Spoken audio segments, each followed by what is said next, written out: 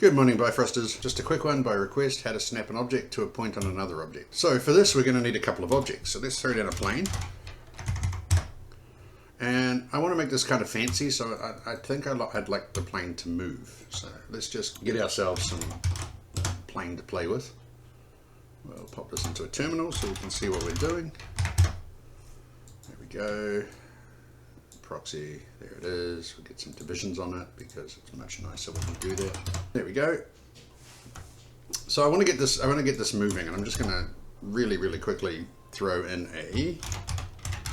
my favorite new toy, my fractal turbulence field, which gives me a vector field. Great. To get that to move, I'm going to need time.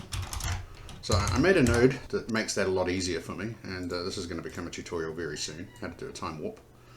This basically takes the time node, allows you to output whatever you like, seconds, ticks, frames, and I mean if you want access to all of them, it's not like I deleted the time node, it's also still there. This just makes it easier for doing certain things. And then you can scale the time as well, you can scale it down and make it slower, so if I go 0.1, and then we'll just real quickly go for a sample field, like this. Need some positions, of course. Let's get these guys out of the way, get that up there. Let's throw down my points and normals node that I use all the time.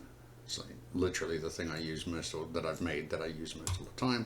So we're going to sample the field at those points, and then I'm just going to quickly throw back out the displace points onto the plane. And I'm going to throw that into the displacement vector. There we go. We have a little bit of movement in all three dimensions. It's a little bit of curly, random, almost watery movement. And this is what I was saying before about the time warp. I can speed that movement up a little bit. Let's get a few more frames like this. So we've just got some nice turbulent sort of movement going on. Just so that, I mean, I could snap a point to a still plane, it just wouldn't be so interesting. So that's basically just set up. There we go. Put that over there and we'll get this guy out of the way. So now what I have to do is I have to snap an object to one of these points, which is fine. Let's throw in a sphere to be our object. Create a mesh sphere. Lovely. And we'll make it a little bit smaller. And the segments and position and everything is okay. So this is going to become the object that we lock onto a point. So first thing we need to do is get a point. Now we can do this lots of different ways. It's all going to be get from array. So we could randomly pick a point by just entering a number in the index, and as long as it wasn't greater than that array, which is, and I'll tell you in just a second, 2,601 points long, it would pick a point quite happily. For the purposes of this tutorial, I'm just going to pick a random point. So I'll do that by, and I mean, it also helps you guys. So I need an array size. I'm going to need a new-ish node for us called array indices, which is here somewhere. Get array indices, sorry. So what this does is it gets all of the indices of the array as an array. And this is just the size of the array. That's great. And then we'll random value, like so. Oh, we didn't need the array size after all. Well, we might. We'll come back to that. This is just going to generate a random value. It's generating one right now. I'm not, without doing anything, it's going to be quite happily generating a random value. But what I want to do is I want to pick a random value out of the array indices. So I'm going to change the value type on the min-max to long, because that's long. So here's a random value. And what I want to do is I want to plug the array size into the maximum. So this is now going to generate a nice random value for me between 0 and the size of this array. And probably to be safe, I should probably decrement as well. Decrement is just like minus minus, take one away. Or you know, any number away. I can take 10 away or 15 away or plug another array into that because it's Bifrost and you can plug everything into everything. Pop that up there for now. So we now have a random value between 0 and array size -1, which is great. Let's get from array, and we'll just plug that into it. Now we've chosen a point in this array at this value. This is our point we're going to lock things to, and from here we just need our sphere, and we can do it a couple of ways. Because we're just making a sphere, we could actually plug the position straight into here and it should work. But let's do it a bit more properly. I'm going to get the point positions of the sphere, and to get it to lock on to another point, I just need to add that point to my point positions and then set my point positions again. So add that, and we'll add that, and then we'll go this guy up here. Set popo, set point position. Pop that in there. So it's now adding this value to every single point in this sphere. And let's give it a wee bit of color so we can see what we're doing. Set geo property as we do. I must make a node that just sets color because I do this a lot and I get very sick of it. This, make it a red, and let's pop this out to the diagnostic. And there's my sphere. Of course, because for some reason it doesn't like to do colors on terminals sometimes. Oh no, I just haven't entered color in here. It's early, I'm still drinking my coffee off mic because you don't want to hear me slip it. There we go. So now this is absolutely locked to this point on our field. No, it's not our field, on our plane object. You want to change that? We can change that. We can change it by putting a different seed in here.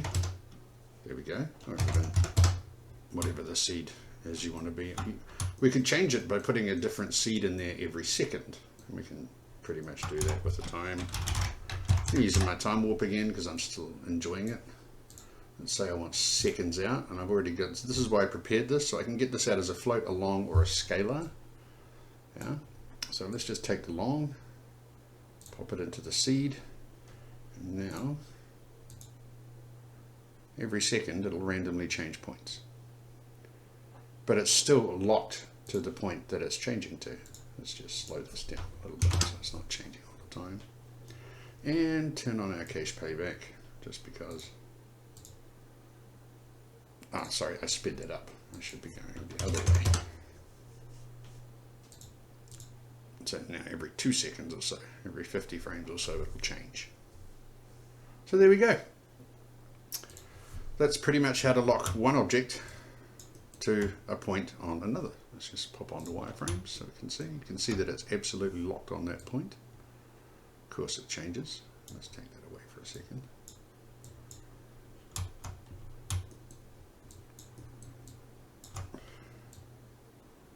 So it just stays on that point no matter what that point does.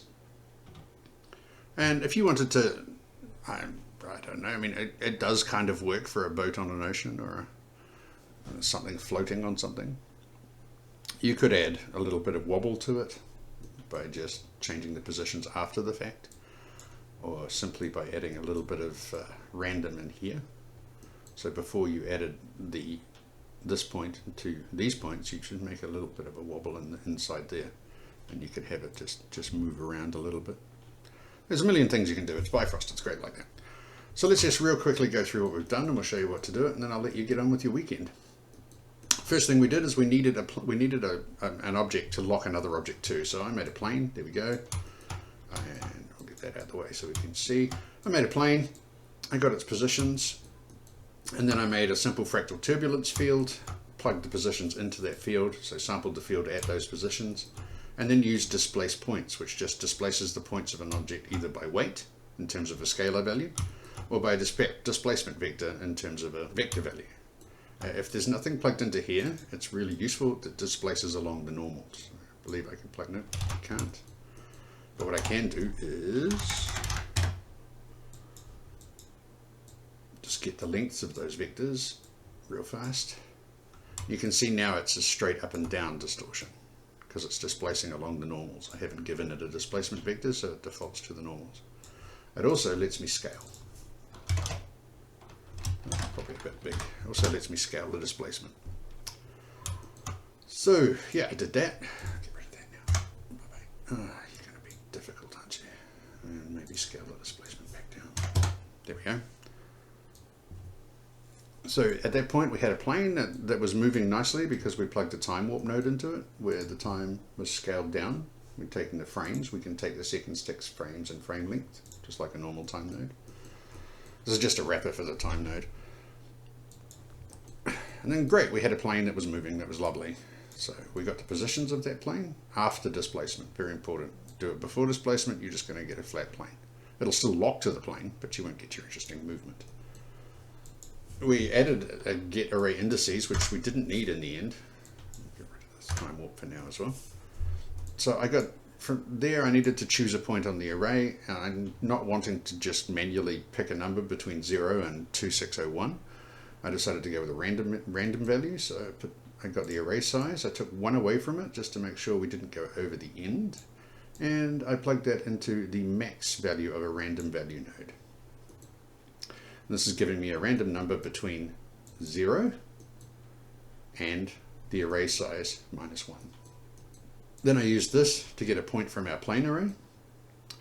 I added in a sphere, so that this would become the object we would lock to a point. I got its positions, and I just added the point we got from our array to our sphere, set the point positions of the sphere, made it red, and then output it. And now we've got a nice red sphere that is locked to a point on that object. You can go further by sort of just changing things, changing the seed here. You can change the index as well. So we go 6 or 600. Lovely. There's several other ways you could do it, but they basically all come down to adding the position of one point onto another object's points at this stage. All right. Cool. Well, I hope that helps, and you have a great weekend, and I'll catch you next time. Cheers.